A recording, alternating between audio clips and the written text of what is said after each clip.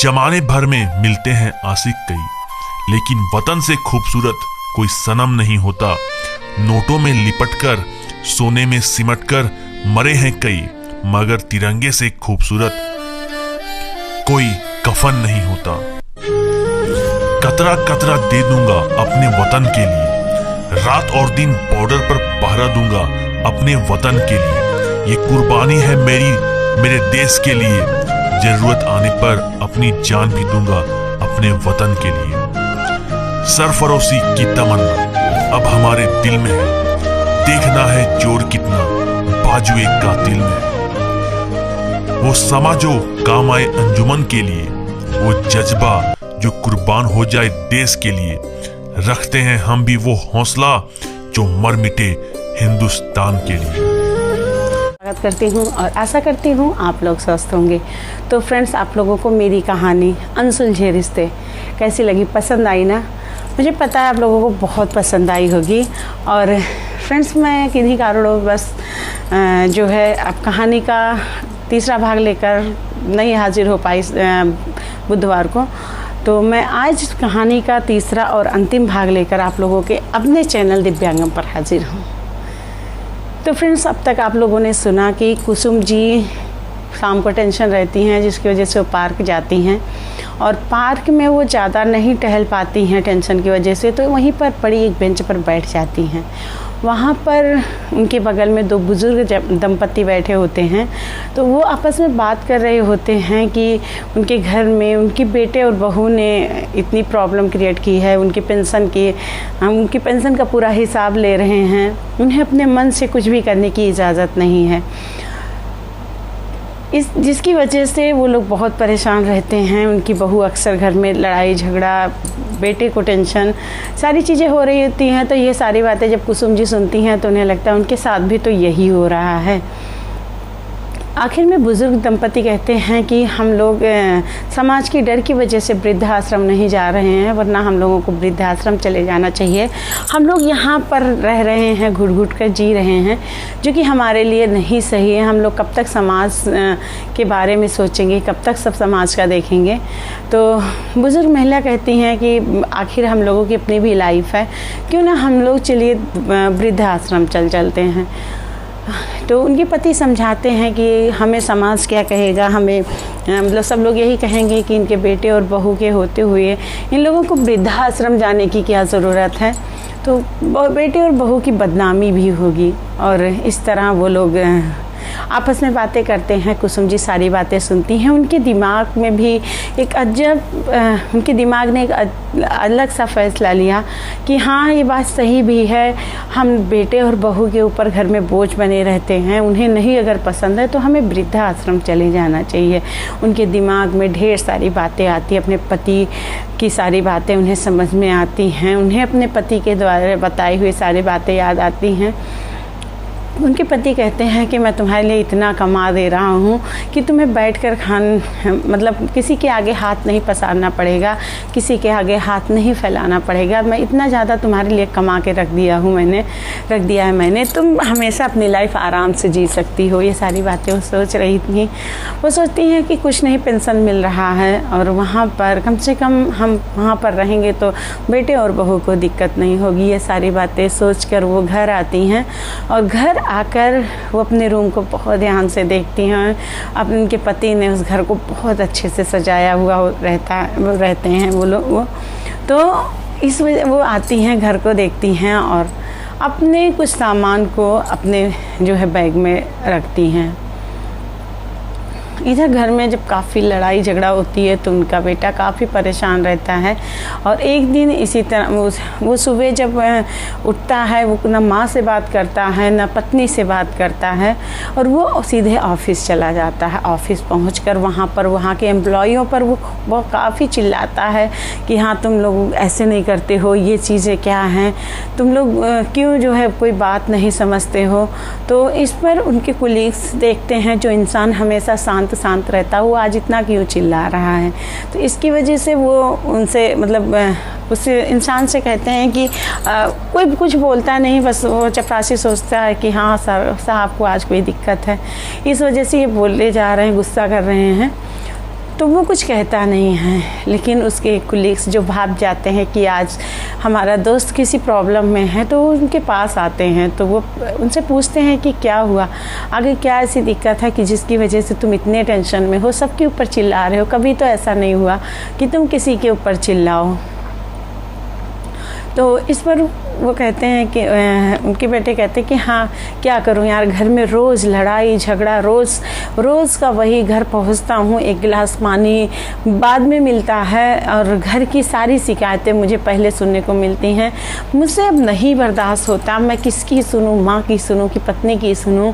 पापा जब से नहीं रहे तब से घर में और ज़्यादा बहस होने लगी है, और ज़्यादा सास बहू में तकरार होने लगी है। मेरे लिए बहुत बड़ी प्रॉब्लम हो गई है, मैं दोनों को कैसे समझाऊँ। मैं तो दोनों से प्यार करता हूँ, मैं माँ से भी बहुत प्यार करता हूँ, मैं पत्नी से भी बहुत प्यार करता हूँ, पर ना माँ मुझे समझने को तैयार है, ना पत्नी मुझे समझने को तैयार है। मैं दोनों के बीच में पिस के रह गया हूँ। तो इस पर उनके कुलीग्स कहते हैं कि छोटी सी बात है और तुम इतना बड़ा टेंशन ले लिए हो कि आज सबके ऊपर चिल्ला रहे हो। ठीक है, अगर आपको ऐसा लगता है कि माँ और पत्नी में कोई दिक्कत है या कुछ है तो फिर आप उन्हें बैठकर सुलझाओ। तो जो है फिर उनके बेटे कहते हैं कि वो कहते हैं कि मैं क्या सुलझाऊं। जब होता है तो मेरी पत्नी अक्सर माँ की शिकायत करती रहती है कि हाँ माँ जी ने ये किया वो किया, और जब मैं माँ से पूछता हूँ तो माँ कहती हैं कि जो है मैंने ऐसा कुछ नहीं कहा, मुझे ये सब कहने की क्या ज़रूरत है, मैंने ऐसा कुछ नहीं कहा है।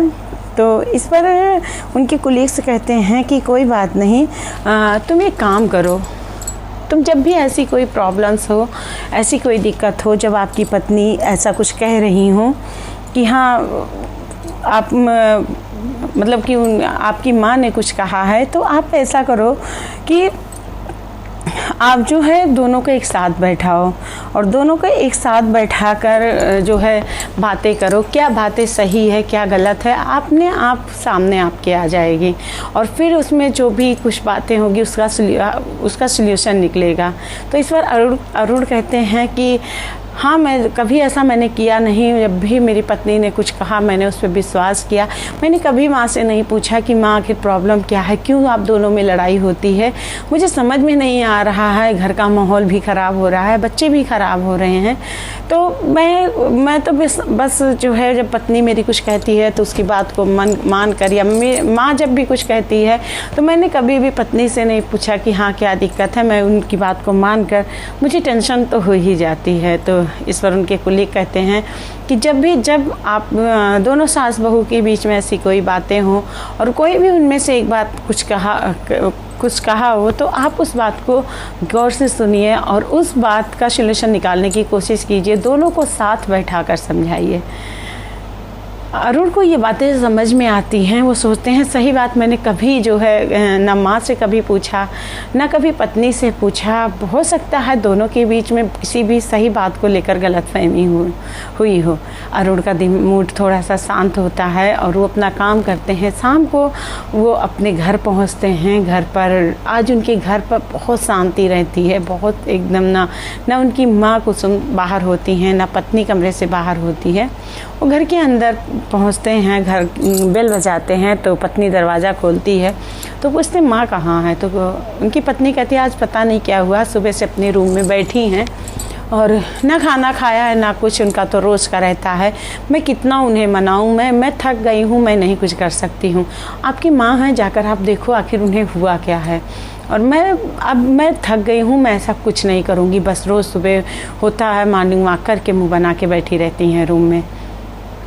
अरुण सीधे माँ के रूम में जाता है। उनकी माँ अपना पूरा बैग पैक किए रहती हैं। तो वो माँ से पूछता है माँ कहीं जा रही हैं क्या आप? तो उनकी माँ कुसुम जी कहती हैं बेटा वो कहती हैं कि बेटा मेरी वजह से घर में काफ़ी लड़ाई होती है, और मैं सोच रही हूँ, मैं यहाँ पर परेशान भी हो जाती हूँ अकेले, जब तक पापा थे तब तक कोई बात नहीं, अब मैं सोच रही हूँ मैं वृद्धाश्रम चली जाऊँ। ये सुनकर अरुण के पैरों तले ज़मीन खिसक जाती है। वो सोचते हैं जिस माँ ने मुझे पाला पोसा, आज उस माँ को मैंने इस हद तक पहुँचा दिया कि वो ये सोचने पर मजबूर हो गई है कि वो वृद्धाश्रम चली जाए। वो माँ की गोदी में सर रखकर बहुत रोते हैं और कहते हैं माँ मुझे माफ़ कर दो, मैंने कभी भी आपसे जानने की कोशिश नहीं की कि आपको कष्ट क्या है।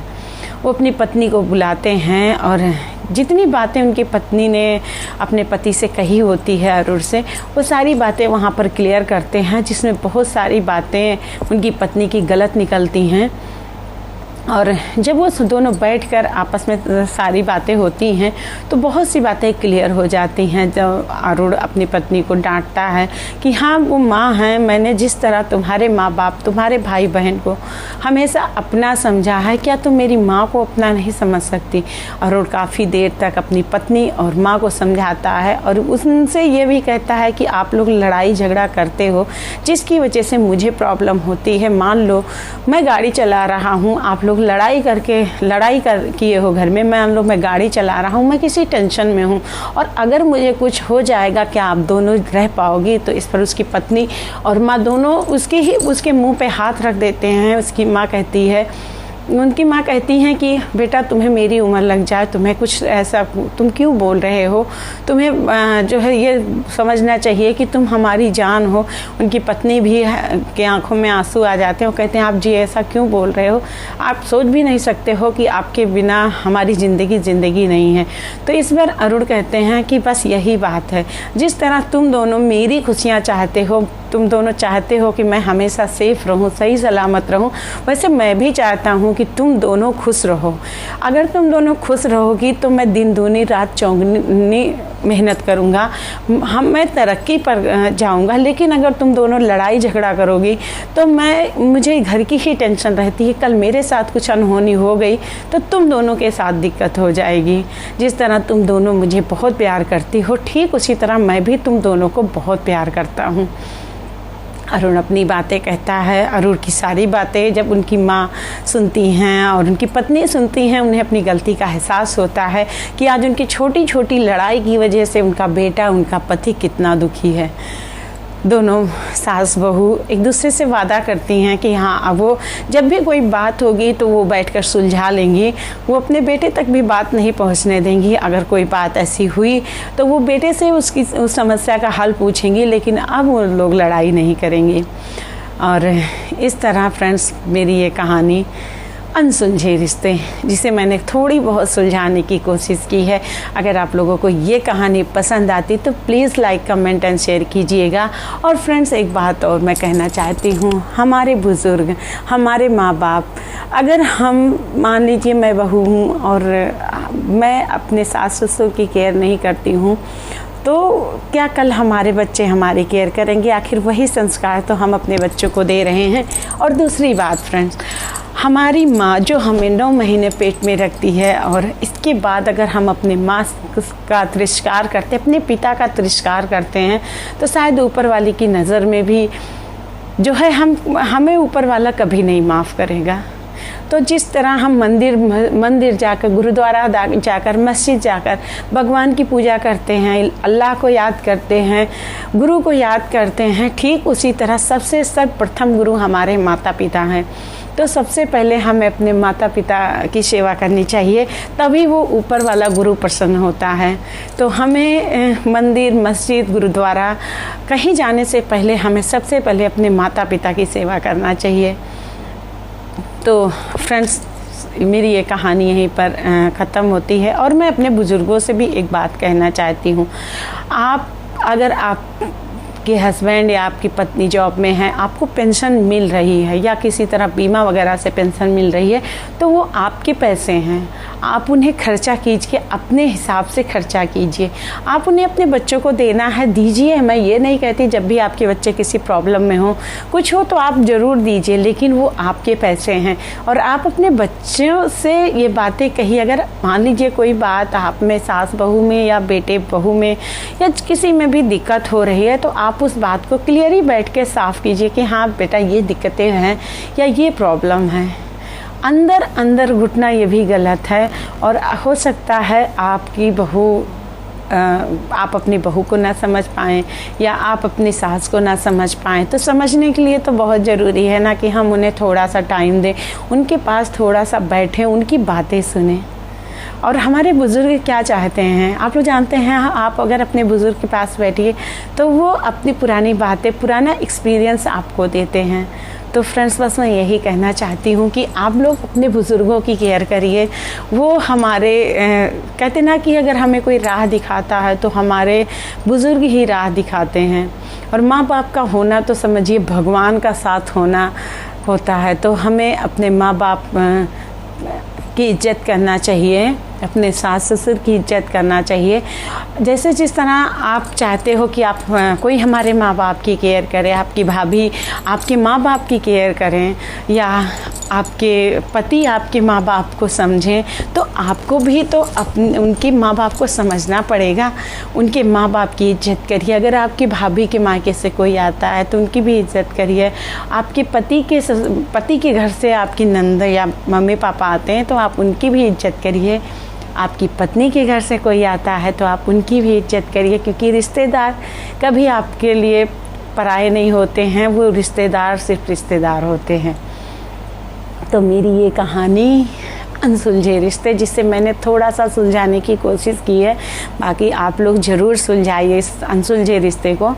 तो मैंने थोड़ी सी कोशिश की है। अगर आप लोगों को पसंद आती तो please like comment and share कीजिएगा और मेरी कहानी को ढेर सारा प्यार दीजिएगा।